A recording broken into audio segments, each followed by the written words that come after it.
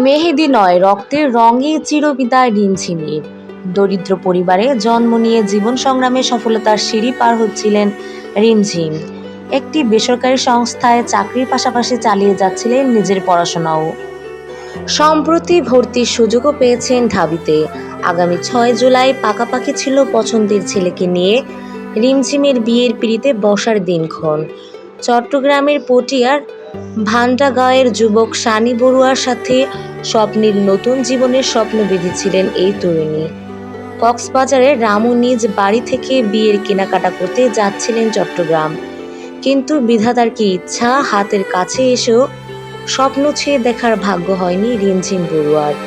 এক মুহূর্তে নিভে গেল হাজারো স্বপ্ন বোনা রিমঝিমের প্রাণ। সব স্বপ্ন ছিন্ন করে পরপারে যাত্রা করেছেন তিনি।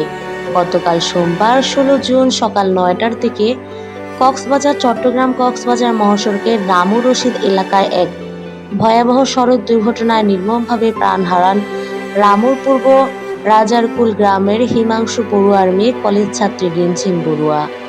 বয়স ছিল ২২ বছর। এই ঘটনায় আরও ২ জন নিহত হয়েছেন।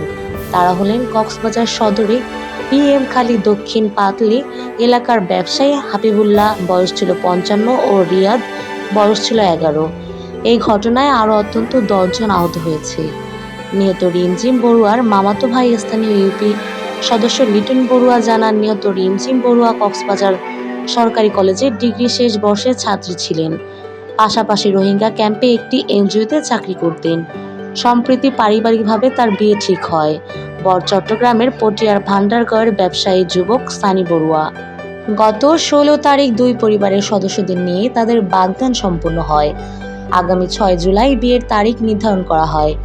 তিনি আরও জানান, গতকাল সোমবার দুই পরিবারের সদস্যরা মিলে চট্টগ্রাম থেকে বিয়ের কেনাকাটার করার কথা ছিল। সেই মোতাবেক সকালে পূরবী পরিবহনের একটি বাসে একাই রামু থেকে চট্টগ্রামে যাচ্ছিল রিমঝিম বড়ুয়া। তার বিবাহিত বোন ও এক ছোট বোন চট্টগ্রামে থাকে। তাদের সাথে নিয়ে বরের পরিবারের লোকজন সহ কেনাকাটা করার কথা ছিল। ইউপি সদস্য লিটন বড়ুয়া বলেন, একইভাবে ৩ বোনের তৃতীয় ছিলেন রিমঝিম বড়ুয়া। দিনমজুর বাবার সংসারে কিছুটা সচ্ছলতা এনে দিতে পড়ালেখার পাশাপাশি রোহিঙ্গা ক্যাম্পে চাকরি নিয়েছিলেন। চাকরি, পরিবার এবং নতুন জীবনের স্বপ্ন নিয়ে দারুণ খুশি ছিলেন রিমঝিম। কিন্তু ভাগ্যর কি নির্মম পরিহাস, এক মুহূর্তে নিভে গেল তার জীবন প্রদীপ। তার এমন মর্মান্তিক ও হৃদয় বিদারক মৃত্যুতে স্বজন ও বন্ধু বান্ধবরা শোকে বিহ্বল হয়ে পড়েছে।